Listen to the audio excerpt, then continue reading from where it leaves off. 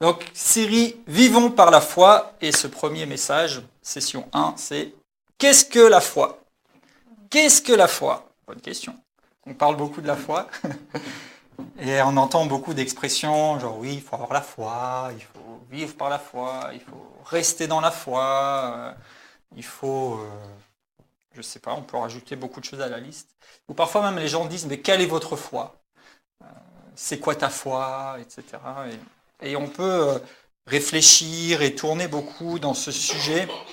Mais en fait, une chose est sûre, c'est que l'Écriture enseigne abondamment au sujet de la foi et que Jésus lui-même parle de la foi et qu'en fait, toute la Bible est remplie de sujets, d'exemples et d'enseignements par rapport à la foi. Et la foi, c'est réellement quelque chose de fondamental dont on a besoin en tant qu'enfant de Dieu. Je donne déjà quelques exemples ici en guise d'introduction, mais déjà pour se tourner vers Dieu et être sauvé, il faut la foi. Il faut croire que Dieu existe et qu'il nous accueille et que véritablement Jésus est venu sur la terre pour nous sauver et qu'il a fait ce que la Bible dit qu'il a fait. Lorsqu'on a un besoin, une difficulté et qu'on prie, normalement c'est parce qu'on a la foi, ou idéalement il faudrait avoir la foi lorsqu'on prie, pour voir Dieu nous répondre et agir dans notre situation. Et puis, au fur et à mesure qu'on avance dans notre vie spirituelle et dans notre démarche, on devrait pouvoir aussi grandir et progresser dans la foi et de plus en plus fonctionner dans la foi.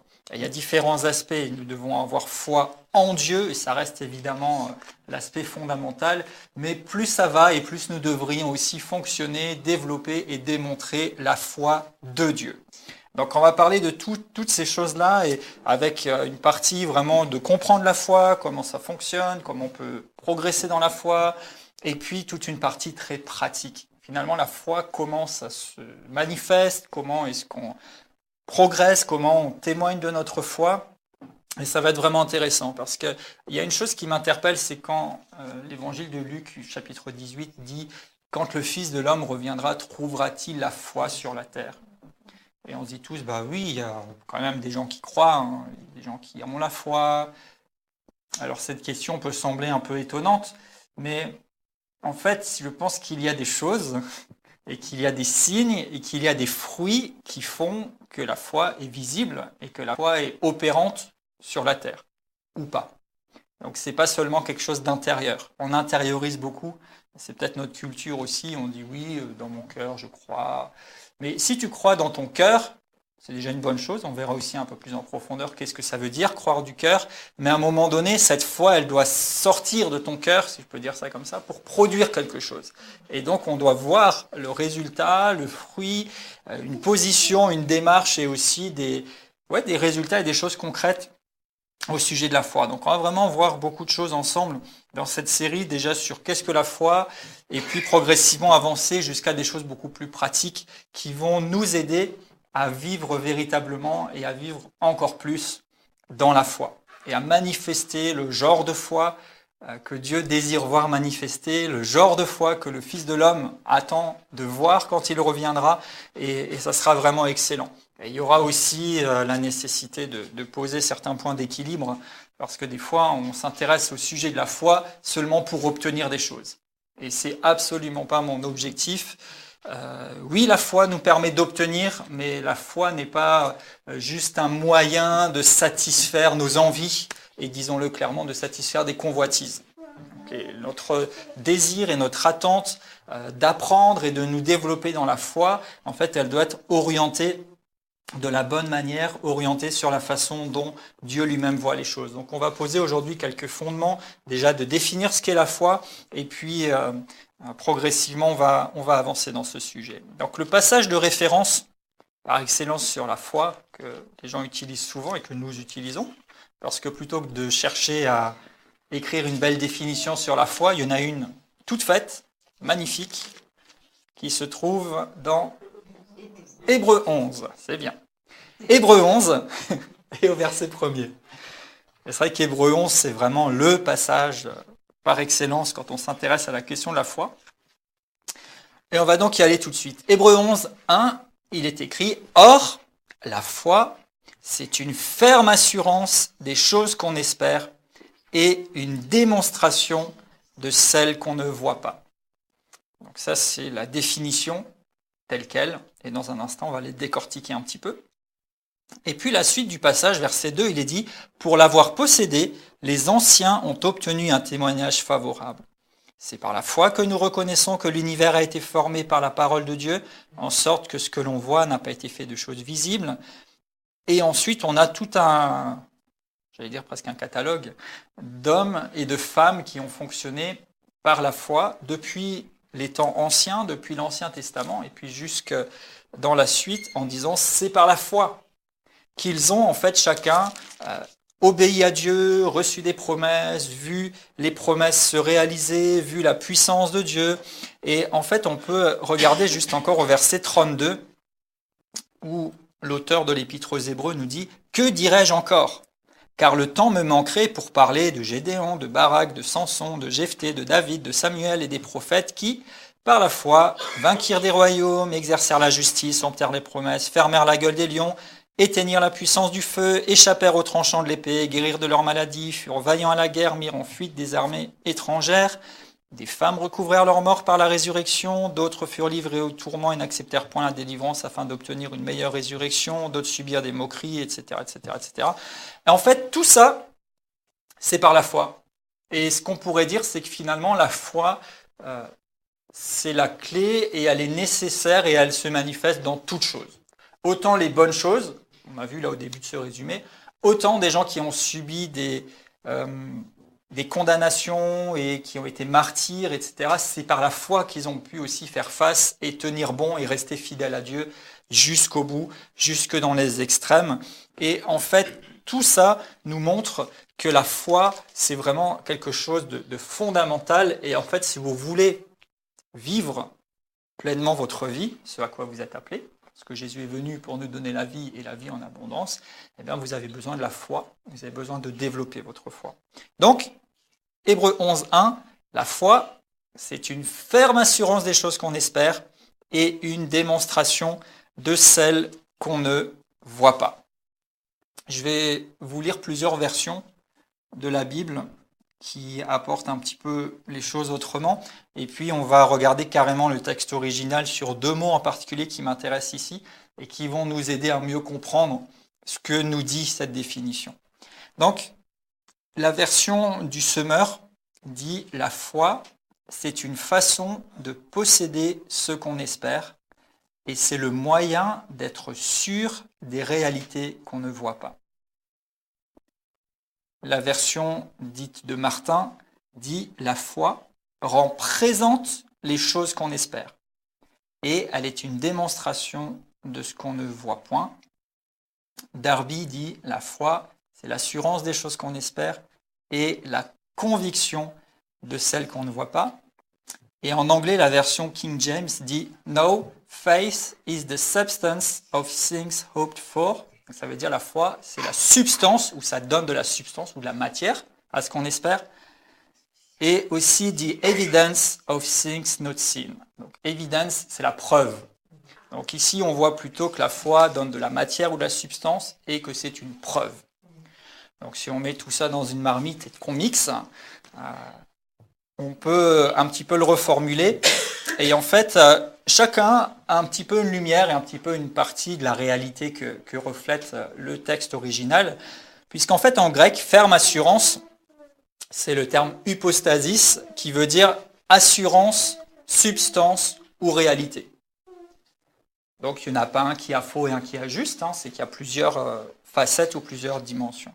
Donc la foi, c'est une ferme assurance, la foi, c'est une réalité, la foi, c'est une substance, on pourrait presque dire la foi, ça donne de la matière.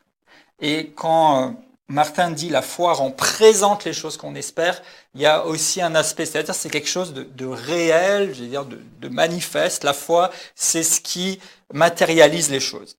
Et puis démonstration en grec, ça veut dire la preuve ou la garantie ou le fondement. Preuve, garantie ou fondement. Donc la foi, c'est une preuve, une garantie ou un fondement pour ce qu'on ne voit pas. Et en fait, ce même mot, c'est celui qui était utilisé dans la Grèce antique et qui correspondait à ce qu'on appelle aujourd'hui un titre de propriété.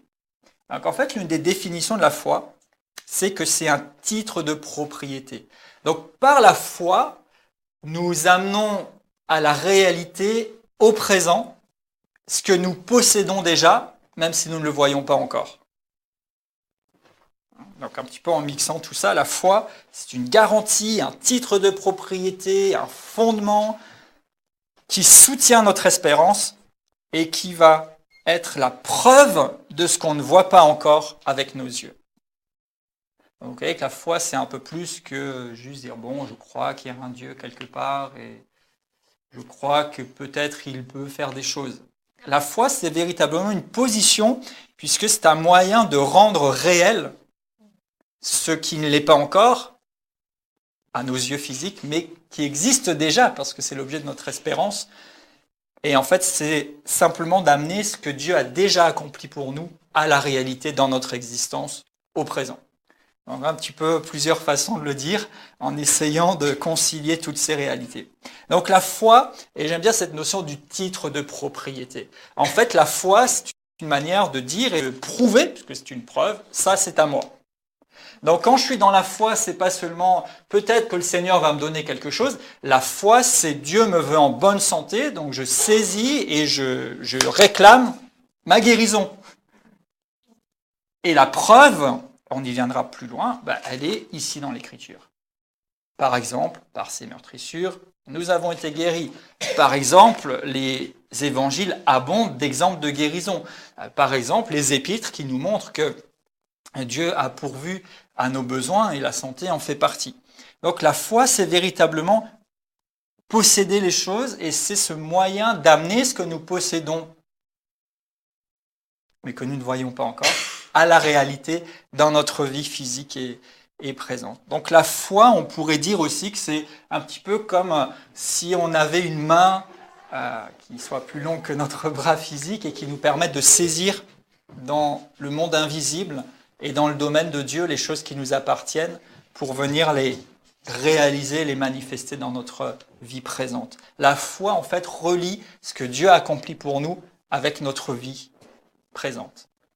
La foi nous permet de nous saisir de ce que Dieu a accompli pour nous et de le rendre manifeste. Donc ça, c'est le premier volet, on peut dire la foi. Donc c'est un titre de propriété, c'est posséder les choses. Donc on voit que c'est se positionner et c'est se maintenir sur un fondement.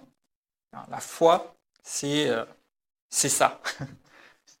Donc c'est pas juste essayer d'avoir quelque chose. On verra plus loin ce que c'est quand on aimerait pouvoir obtenir quelque chose. Mais la foi, c'est véritablement une position, c'est véritablement être ancré dans ce qui m'appartient déjà.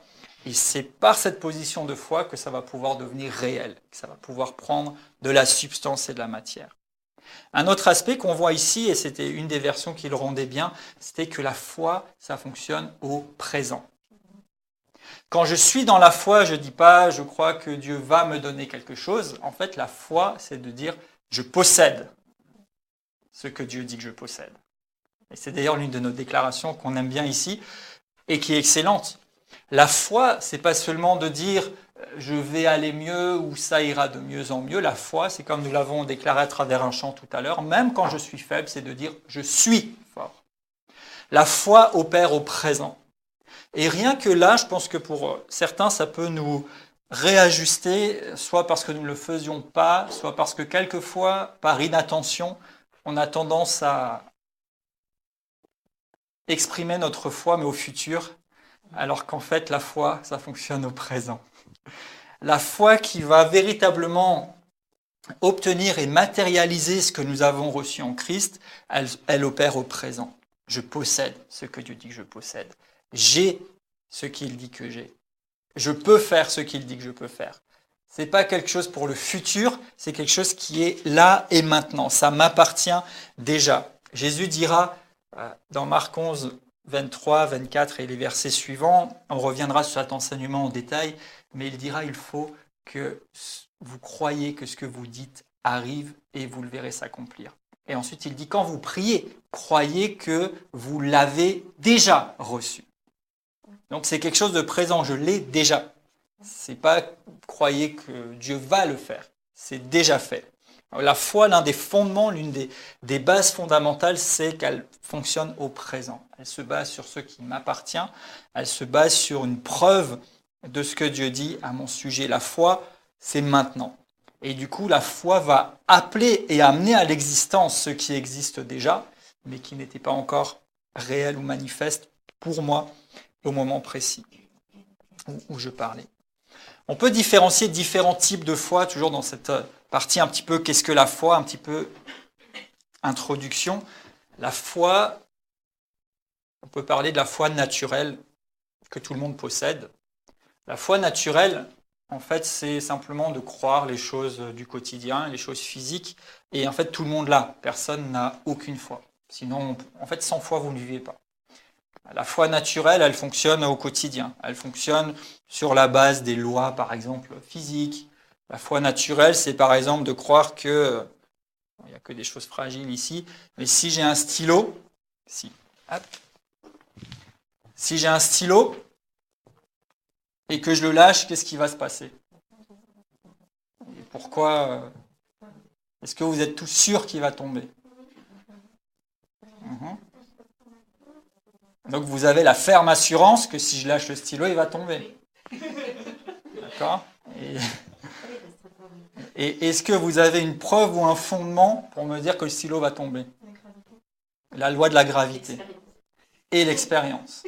Ben, ça, c'est la foi naturelle. La foi naturelle, c'est que si je lâche ce stylo, il tombe. Et même si je ne veux pas, il va quand même tomber. Et la plupart du temps, on ne veut pas, mais ça tombe quand même.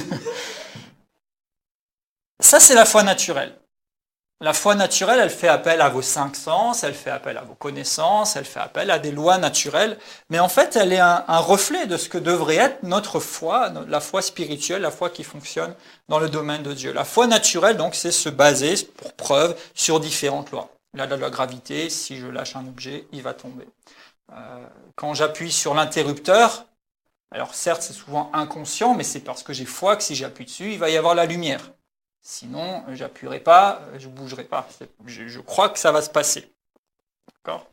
Si je branche ou débranche un appareil, c'est parce que j'ai la foi que le courant va passer pour pouvoir faire fonctionner l'appareil. Et les exemples pourraient être très nombreux ici. Et tout ça, c'est la foi. On fait quelque chose parce qu'on a une ferme assurance de ce qu'on espère, c'est-à-dire que je m'attends à ce qu'il y ait du courant, donc je branche avec l'assurance qu'il va y avoir du courant, si j'ai payé la facture. Et une démonstration, une preuve, c'est que la dernière fois que je l'ai branché, ça a fonctionné. Effectivement, il y a la notion d'expérience, et puis il y a la notion aussi de ce que j'ai appris, comme la loi de la gravité, ou comme le fait que l'électricité fait fonctionner les appareils électriques. Donc tout ça, c'est la foi naturelle. La foi naturelle, en fait, tout simplement, elle s'appuie sur nos 5 sens. Ce que je vois, ce que je sens, ce que je peux goûter, ce que j'entends, et ce que je peux toucher. Ça, c'est les 5 sens physiques. La foi naturelle s'appuie sur les 5 sens. Et on fonctionne en fait au quotidien, beaucoup inconsciemment et de temps en temps consciemment par rapport à nos 5 sens et ce qu'on a appris et ce qu'on a déjà expérimenté. Je sais que si la plaque électrique est allumée, ou bien la cuisinière, là on est en hiver ici, une bonne cuisinière à feu de bois, il n'y a rien de tel que pour chauffer toute la maison et pour préparer, pourquoi pas, à manger. Pourquoi je ne mets pas la main dessus ? Parce que j'ai la foi que c'est chaud et que quand c'est chaud, le feu, ça brûle. Que si je mets la main dessus, je vais me brûler. D'accord ? Et tout ça, en fait, c'est à cause de ce que j'ai appris et à cause des 5 sens. C'est la foi naturelle. Et donc, tout le monde, en fait, opère dans la foi. Cette foi naturelle qui s'appuie sur mes 5 sens. Et d'ailleurs, il y a quelqu'un dans l'Écriture qui fonctionnait beaucoup par sa foi naturelle. Et même après la résurrection de Jésus, il s'appuyait encore beaucoup sur le naturel. À qui pensez-vous ? Alors Pierre, souvent, effectivement, était aussi beaucoup orienté là-dessus. Mais je suis d'accord, c'est surtout Thomas ici qui m'intéresse. Thomas, d'ailleurs, beaucoup diront, moi, je suis comme saint Thomas, je ne crois que ce que je vois. Eh bien, si tu dis ça, tu passes à côté de beaucoup de choses. Et ça serait bien changé. Mais Thomas, lui, fonctionnait beaucoup dans la foi naturelle, puisque même quand Jésus est ressuscité, et on peut regarder ça rapidement dans Jean 20, Et bien Thomas, lui, il a besoin de toucher, de sentir, de s'assurer véritablement que c'est Jésus. Et il s'appuie donc sur ses sens. Jean 20.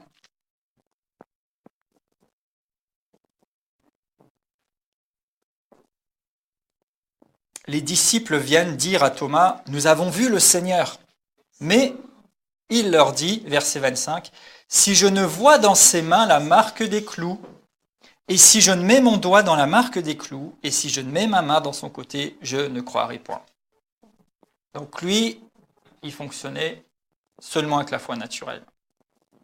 Et il avait vraiment besoin, et plus tard, il va reconnaître quand il a touché « Mon Seigneur et mon Dieu, c'était bien toi ». Donc c'est un niveau de foi, pourquoi pas, mais l'idée de Dieu pour nous, c'est que nous puissions aller beaucoup plus loin qu'une simple foi naturelle.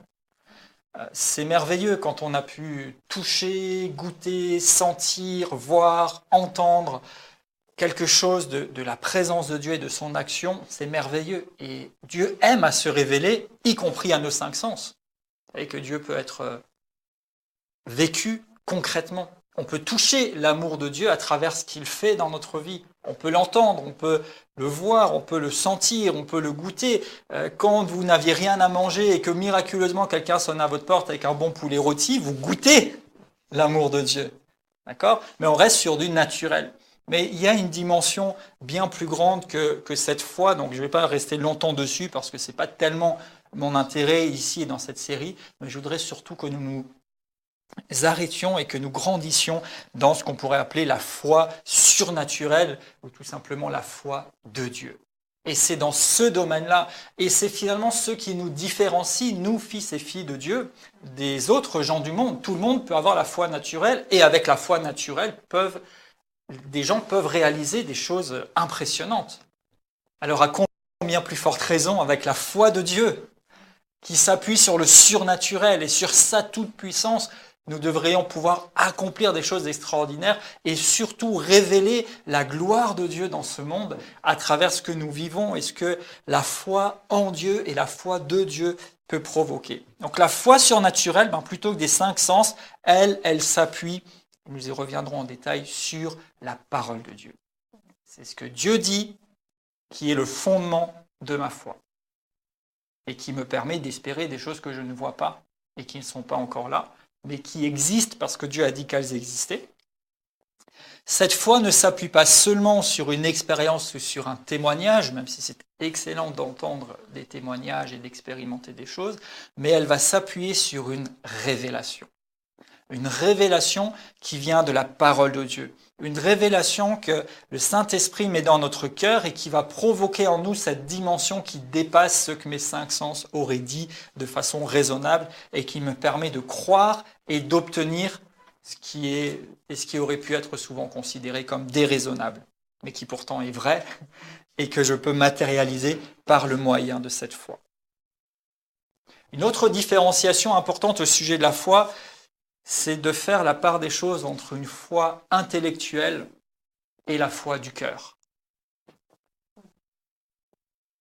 Et là encore, beaucoup de gens diront, oui, je crois en Dieu, oui, je crois à la parole de Dieu, mais en fait, ils croient au sens où ils acceptent que ce qu'ils entendent, ou que ce qu'ils voient, ou que ce qu'ils expérimentent, leur convient. Donc intellectuellement, ça me va bien, ça me plaît, ça me convient. Mais ça, c'est juste une foi intellectuelle. Et ce genre de foi ne produira pas véritablement de changement ni de miracle. La foi, c'est pas seulement être d'accord avec ce que Dieu dit.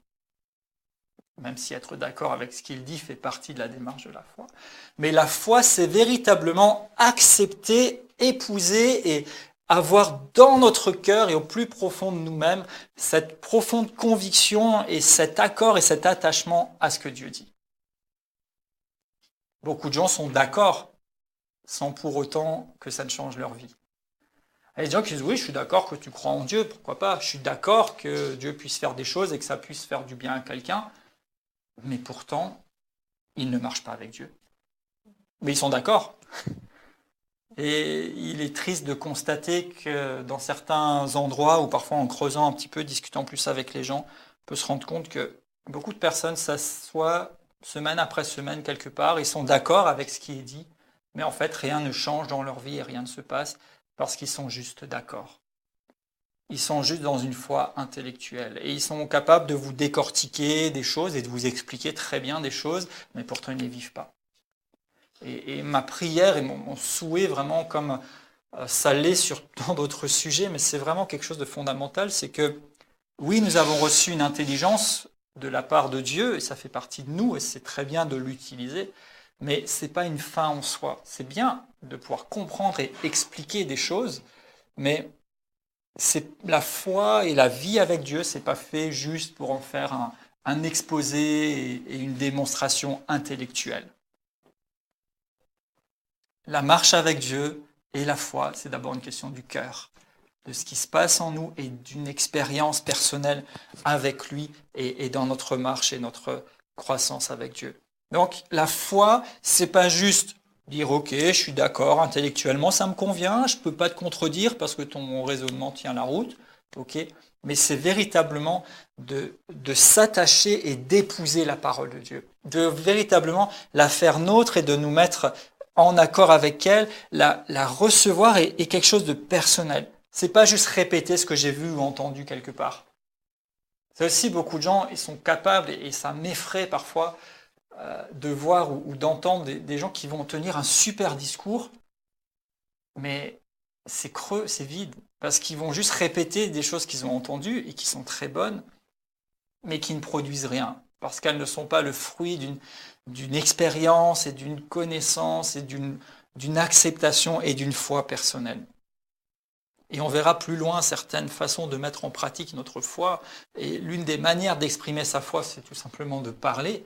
Mais il ne s'agit pas juste de répéter des mots comme ça qui ne produiront rien s'ils ne sont pas le fruit de la foi véritable, la foi qui vient du cœur.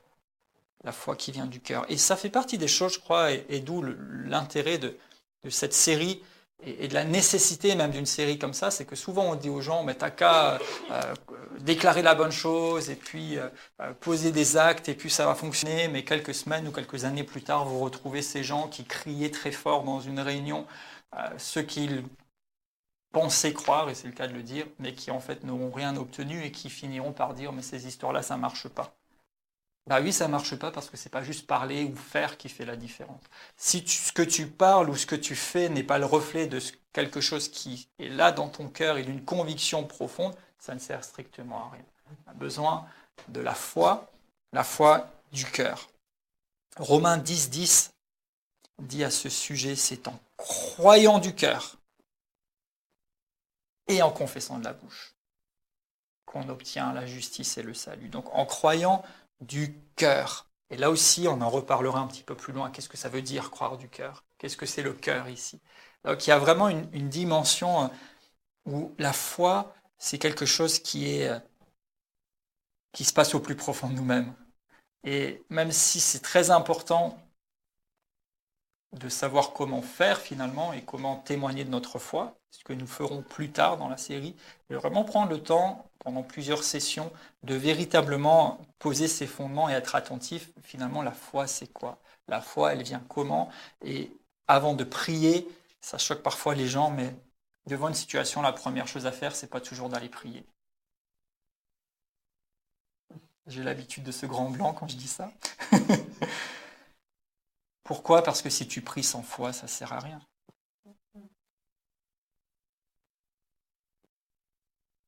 Souvent, la première chose à faire devant une situation, c'est soit de chercher une parole de Dieu sur laquelle s'appuyer, ou tout simplement, oui, dans un sens, prier, mais plutôt que de prier pour la situation, c'est de prier en disant, Seigneur, parle-moi. Tout simplement. Et c'est prier, mais écouter, en fait. Ce qu'on peut appeler par ailleurs la prière de consécration. C'est-à-dire, Seigneur, parle-moi, éclaire-moi, révèle-moi les choses qui sont dans la situation. Et si vous faites ça, vous allez voir que vous allez avoir des prières beaucoup plus efficaces et vous allez voir des résultats. Parce qu'à ce moment-là, le Seigneur peut vous dire par son esprit qu'est-ce qui se passe vraiment, qu'est-ce qu'il y a dans l'histoire que vous ne savez pas, mais qui est utile à savoir. Ou alors le Saint-Esprit va vous mettre dans votre cœur, dans votre esprit, une pensée ou une parole ou une situation des Écritures qui va susciter la foi et à partir de laquelle vous allez pouvoir maintenant prier et prier avec foi et obtenir du résultat. Mais prier sans foi, et du coup 100 fois aussi, le chiffre 100, ne sert pas forcément à grand chose. C'est pour ça que Jésus dit, ça ne sert à rien de multiplier des vaines paroles dans vos prières. Donc d'abord chercher une pensée de Dieu qui va pouvoir produire cette foi, et alors on peut prier, et recevoir, et proclamer, et saisir ce qui nous appartient, ce qui est la vraie démarche de la foi. Donc croire du cœur, et pas seulement de la tête. Parce que croire de la tête, ça ne suffit pas du tout. Ça peut être un des chemins par lesquels on parvient à une révélation, parce qu'on entend et on comprend des choses, et ça nous dispose, et donc on peut plus facilement accueillir une parole de Dieu et la recevoir. Il y a des gens, ça fonctionne comme ça, c'est leur tempérament, donc c'est pas mauvais en soi. Et il y a d'autres fois où on a d'abord une révélation dans notre esprit, dans notre cœur, et ensuite, sur la base de ce que Dieu nous a dit, on va pouvoir aligner notre réflexion et notre intelligence sur ce que Dieu nous a dit. Donc les deux sont acceptables, mais dans tous les cas, il faut arriver à ce qu'on appelle la foi du cœur, si on veut que quelque chose se passe et que la parole de Dieu et que la puissance de Dieu puisse être manifeste et se réaliser tel qu'il le désire pour nous. Je reviens brièvement à Hébreux 11.1, il est dit la foi c'est une ferme assurance des choses qu'on espère. Et donc ici je voudrais parler un tout petit peu d'espérance. Souvent les gens disent j'espère. J'espère que ça va aller, j'espère qu'il va faire beau, j'espère plein de choses. Mais la plupart du temps quand on dit j'espère, qu'est-ce qu'on dit en fait? On n'en est pas sûr. On n'en est pas sûr du tout. Et le j'espère, ça pourrait être j'aimerais bien, je souhaite, et souvent en fait quand je dis j'espère, c'est presque plus une expression de doute qu'autre chose. Et l'espérance, c'est quelque chose pourtant qui est excellent, mais l'espérance n'est pas la foi. L'espérance va soutenir, va accompagner notre foi, mais elle n'est pas la foi. Il est dit la foi, c'est la ferme assurance de ce que j'espère.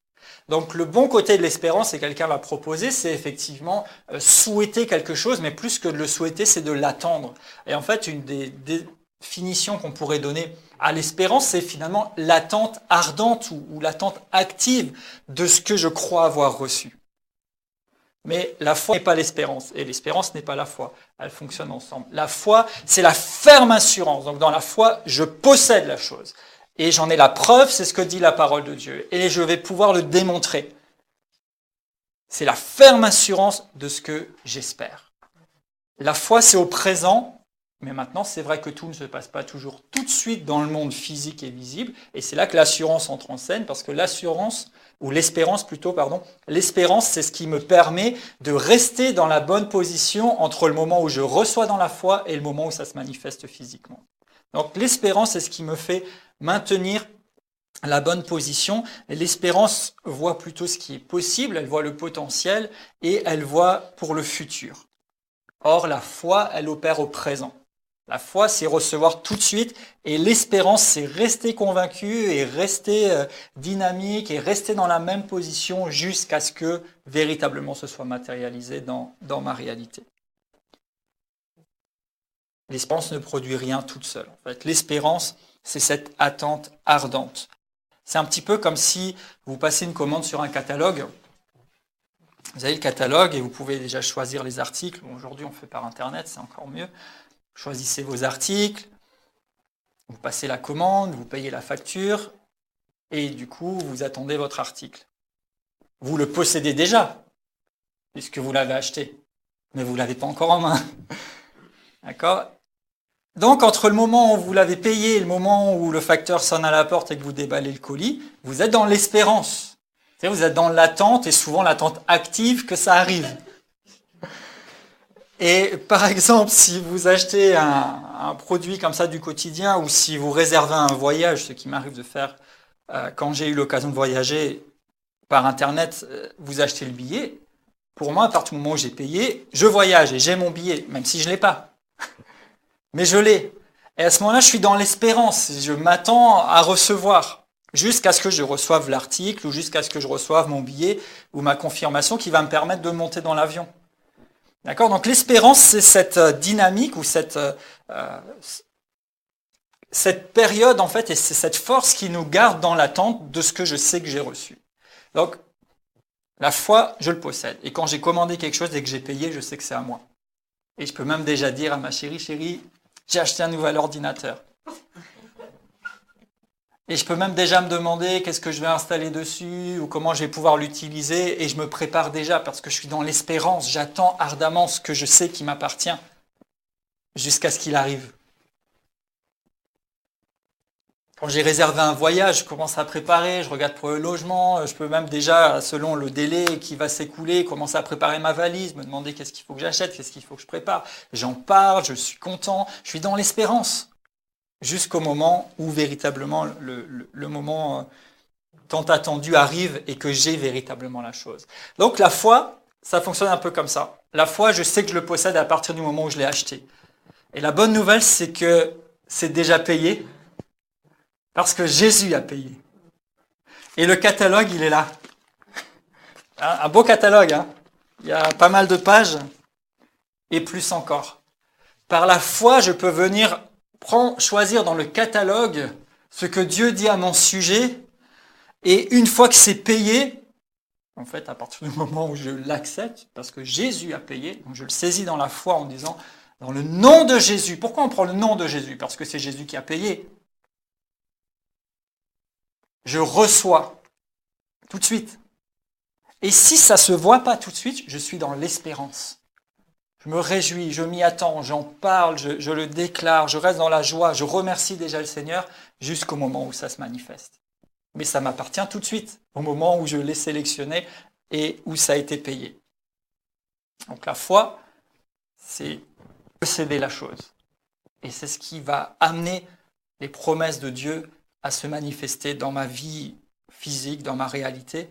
Et l'espérance, c'est de rester dans l'attente, une attente joyeuse, une attente active jusqu'à cette manifestation, si elle devait ne pas être immédiate. Et en fait, il nous faut les deux, et c'est quelque chose qui va être complémentaire. L'espérance va nous permettre de rester vraiment dans cette bonne attitude, et on en a besoin aussi. Plus tard, on parlera de ce qu'est la persévérance. Et c'est là aussi parfois que le bas blesse. C'est que sur le coup, on saisit quelque chose, mais maintenant il s'agit d'aller jusqu'au bout. Et j'ai envie de dire de ne pas lâcher l'affaire, jusqu'à ce que nous ayons vu la puissance de Dieu et sa manifestation. L'espérance nous permet de maintenir la bonne position quant à l'objet de notre foi. Et je vais déjà arriver à la conclusion de cette première partie, de cette introduction, en soulignant juste avec deux exemples, et il y en a certainement d'autres dont on parlera plus tard, mais la foi est une nécessité. La foi est un absolu. La foi n'est pas une option. La foi est une nécessité. Et je vais vous montrer juste ici deux raisons pour lesquelles ça l'est, et il y en aurait bien d'autres, mais celles-ci sont fondamentales. Et la première et la plus fondamentale, c'est parce que la foi est une condition absolue pour plaire à Dieu.